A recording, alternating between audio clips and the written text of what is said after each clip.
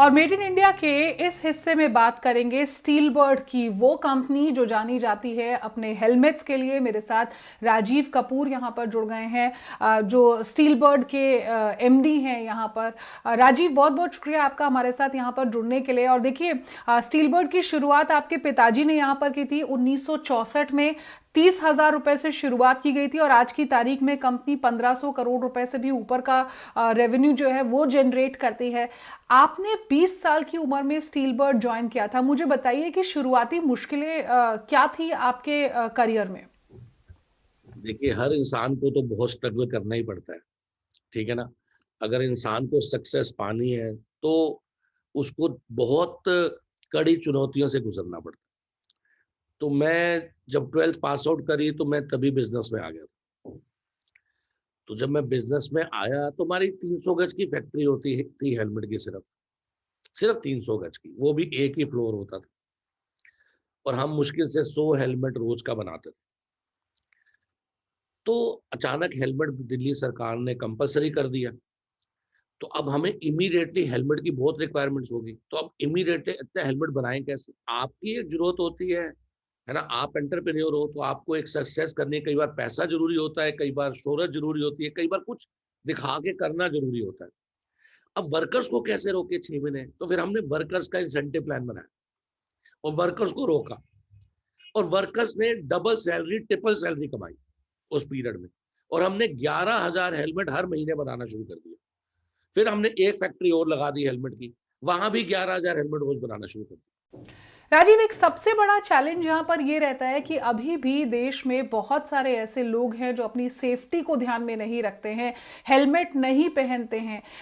ऐसे में आपकी कंपनी क्या किसी तरह का कोई कैंपेन चलाती है? किस तरह से लोगों को जागरूक करती है कि हेलमेट पहनना उनके लिए एक तरफ जहां जरूरी भी है, वहीं साथ ही साथ एक फैशन स्टेटमेंट, स्टाइल स्टेटमेंट के तौर पर भी स्मार्ट हेलमेट्स को देखा जाता है?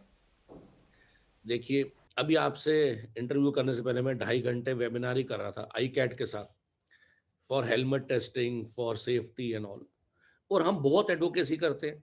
We do lot of advocacy on helmet. There are lot of NGO जो हमारे साथ जुड़े हुए हैं और वो बहुत एडवोकेसीज करते हैं।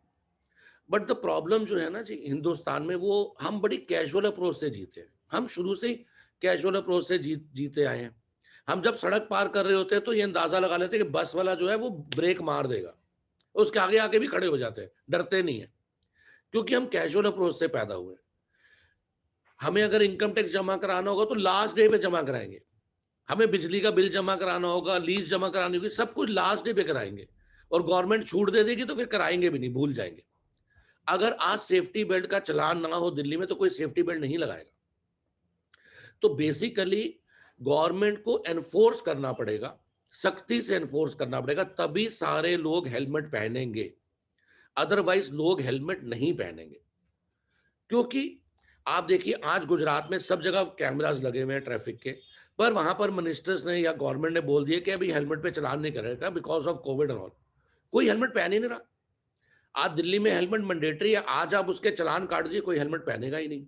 आज आप सीट बेल्ट से चलान हटा दें, कोई सीट बेल्ट नहीं लगाएगा। आज आप मास्क से चलान हटा दें तो कोई मास्क नहीं लगाएगा। बेसिकली गवर्नमेंट को सख्ती से एनफोर्स करना पड़ेगा, तभी हम लाखों जाने बचा सकेंगे। क्योंकि यही भारतीय हैं हम। जब हम दुबई जाते हैं तो हम कागज का टुकड़ा भी सड़क पे नहीं फेंकते, क्योंकि हमें पता है कि 5 लाख का चलान हो जाएगा। हम वहां जेब्रा क्रॉसिंग पे ही सड़क पार करते हैं। यही तो भारतीय है, कोई और थोड़ा है। क्योंकि हमें पता है कि 5,000 का चलान कटेगा, तो हम ऐसा कोई काम ही नहीं करते। तो जब तक, कहते हैं ना, भय बिना प्रीत भी नहीं होती है। तो ये बहुत जरूरी है कि सरकार को बहुत सख्ती से हेलमेट को लागू करना चाहिए। तभी सबके सरों पे आप हेलमेट देखेंगे, तभी आप लाखों जाने हर साल जो जा रही है उसको बचा सकेंगे। जितने परिवार तबाह हो रहे हैं उनको बचा सकेंगे। अदरवाइज पब्लिसिटी करने से, एडवर्टाइजमेंट करने से, एडवोकेसी करने से कुछ नहीं होगा। देखिए, बाजार में बहुत सारे कॉम्पिटिटर्स भी हैं आपके राजीव। ऐसे में स्टील बर्ड किस तरह से समय समय पर अपने हेलमेट्स को अपडेट करता है, एक्सेसरीज को अपडेट करता है, ताकि आप इस बिजनेस में बने रहें और जो कस्टमर है वो ज्यादा से ज्यादा स्टील बर्ड की तरफ आए। तो देखिए, आप अपने स्टील कॉम्पिटिटर। बर्ड फॉर्म हुआ था 1964 में। ठीक है ना। तो जब मैं छोटा था, जब मैं फैक्ट्री ज्वाइन ही करी थी, तो 2 साल बीते होंगे, तो मैं देखता था लोकल हेलमेट बहुत बिक रहा है। इतना सस्ता बनाते हैं, कचरा बनाते हैं, क्या माल लगाते हैं हमें भी नहीं पता, पर इतना सस्ता बेचते हैं, और हमारा महंगा हेलमेट तब बिकता नहीं था। तो मैंने अपने फादर को बोला कि क्यों ना हम भी ऐसा कर ले, हमारा इतना नाम है, हम भी लाखों रुपए कमा लेंगे और हेलमेट हमारा बहुत बिकेगा। कह रहे बेटा ऐसा कर, हेलमेट बनाना बंद कर दे। मैं कहा मतलब? कह रहे बेटा जब जनता को समझ आ जाएगी कि अच्छा हेलमेट ही खरीदना है अपनी सेफ्टी के लिए, तब बनाना शुरू कर दियो, लोगों की जान से क्यों खेलना है। तो स्टील बर्ड का एक ही मोटिव रहा है, दैट इज सेफ्टी, कि हमारा हेलमेट पहन के कोई मरना नहीं चाहिए। तो आज वो कई जनरेशन हो गई, है ना। दादा ने अपने बेटे को बोला कि बेटा हेलमेट पहनिए, तो स्टील बर्ड, क्योंकि स्टील बर्ड का हेलमेट पहन के कोई ना कोई बच्चा जरूर है, हमेशा बच्चा है। फिर बाप अपने बेटे को बोलता है कि बेटा हेलमेट पहनिए तो स्टील बर्ड का पहनिए। तो ये कई जनरेशन हो गई है। तो हमारे हेलमेट में फर्स्ट थिंग इज सेफ्टी।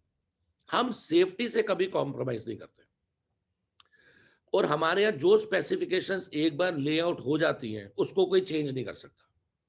मतलब जो हेलमेट पहला बना, टेस्ट हुआ, जो जो उसमें रॉ मटेरियल्स लगे, वो स्पेसिफिकेशंस को पास हुआ, वही रॉ मटेरियल सारी उम्र लगेंगे, वही ग्रामेज, वही धागा, वही बक्कल, सब कुछ, उसको कोई नहीं बदल सकता। नॉर्मली कंपनी करती है ये नहीं मिल रहा ये ले ले, ये नहीं मिल रहा ये ले ले, है ना। तो उससे क्या होता है, स्टैंडर्ड कभी मेंटेन नहीं होता। तो हमारी कंपनी में सब स्टैंडर्ड मेंटेन है, कोई उसको चेंज नहीं कर सकता। दूसरा, हम हेलमेट में हमेशा इनोवेशन लाते हैं। We are the most innovated company of the world in helmets, आप ये कह सकते हो। हमसे ज्यादा इनोवेशन हेलमेट इंडस्ट्री में कोई नहीं करता। So what we thought that 2015 में we bring air ventilation helmets, that is with the brand Steelbird air. India में इतनी गर्मी होती है, इतनी गर्मी होती है कि लोगों को पसीने आ रहे होते हैं, है ना, वो हेलमेट पहन ही नहीं पाते। तो हमने रियल वेंटिलेटेड हेलमेट्स लॉन्च किए, Steelbird air. Then we launch hygienic helmet. लोगों को होता है हमारे बाल झड़ जाते हैं, तो हमने bacteria free hygienic helmets launch करे। Then we launch a helmet with NACA technology, जो फरारी कार्स और एयरक्राफ्ट में यूज होता है, with a very high flow of the air. We launch helmet with night vision visors, के रात को भी वाइजर्स पे आप कलर्ड होगा पर आप देख सकेंगे। We launch the helmet with photochromatic visors, के दिन में जो वाइजर होगा वो ब्लैक हो जाएगा और रात को व्हाइट हो जाएगा।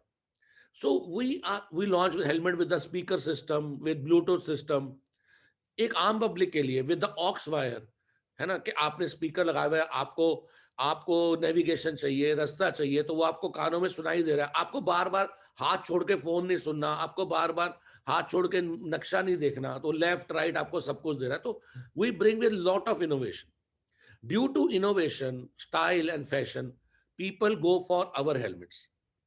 We go for dual certification. हमारे हेलमेट आईएसआई डीओटी भी होंगे, हमारे हेलमेट आईएसआई यूरोपियन स्टैंडर्ड भी होंगे। Due to all this reason, people go for Steelbird helmets. और अगर इस समय राजीव कोई दर्शक आपको सुन रहा है, अब आप उसे क्या एक्सपर्ट टिप यहाँ पर देना चाहेंगे? कोई भी अगर अपना हेलमेट खरीदता है, उससे पहले किस तरह की खास चीज़ों का वो ध्यान रखे, किन बातों का वो ध्यान रखे, और कौन सा वो बेस्ट हेलमेट है आपके हिसाब say that can actually hold during the accident? ये सबसे पहले जब भी आप हेलमेट खरीदे तो एक तो ब्रांडेड प्रोडक्ट खरीदे, ठीक है ना, ताकि आपको पता है स्टील बर्ड हो गया और टॉप ब्रांड्स हो गए कि यार कई सालों से बना रहे हैं, दे विल नेवर कॉम्प्रोमाइज, वो कभी अपने ब्रांड के साथ खिलवाड़ नहीं करेंगे। आज आप मोबाइल लेने जाते हैं तो आप सोचते हैं सैमसंग ले लूं, एप्पल ले लूं, है ना।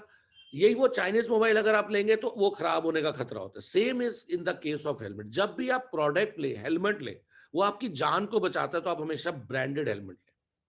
दूसरा, जब आप हेलमेट आप हाथ में उठाते हैं तो आपको हेलमेट की वर्कमैनशिप पता चल जाती है कि कैसा हेलमेट है, मोल्ड्स कैसे हैं, लुक्स कैसी है, फिनिश कैसी है। आप अगर घटिया हेलमेट देखेंगे तो उसकी फिनिश बहुत ही बेकार होगी।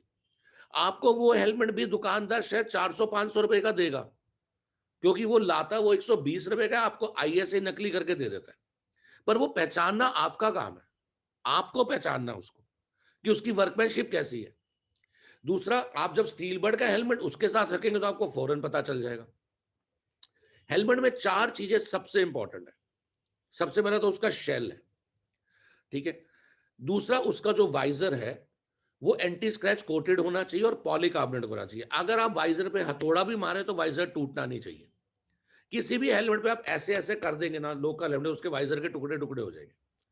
तो यू कैन चेक कि हाँ भी वाइजर पॉलीकार्बोनेट है कि नहीं, उस पे एंटी स्क्रैच कोटिंग हो रखी है कि नहीं हो रखी।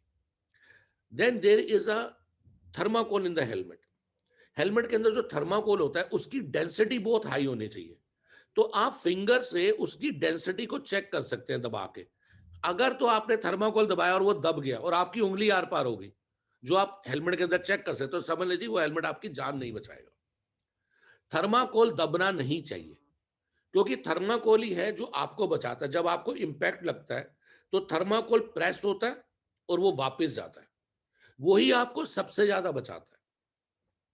Then there is a chin strap, पूरा चिन स्ट्रैप। ये चिन स्ट्रैप जो बक्कल है हमारा, वो 200 किलो पे भी नहीं टूटता, जो इसकी सिलाई है वो 500 किलो पे भी नहीं टूटेगी। तो ये चिन स्ट्रैप बहुत इंपॉर्टेंट है। आपको हमेशा जब भी हेलमेट लेना है, वो आपने पहनना है तो एकदम टाइट बांध के रखना है, ताकि इंपैक्ट के दौरान हेलमेट आपका खुल ना जाए। ठीक है, बहुत बहुत शुक्रिया राजीव आपका हमारे साथ यहाँ पर जुड़ने के लिए और समय देने के लिए। तो मेड इन इंडिया के आज के इस एपिसोड में बस इतना ही। दीजिए इजाजत, नमस्कार।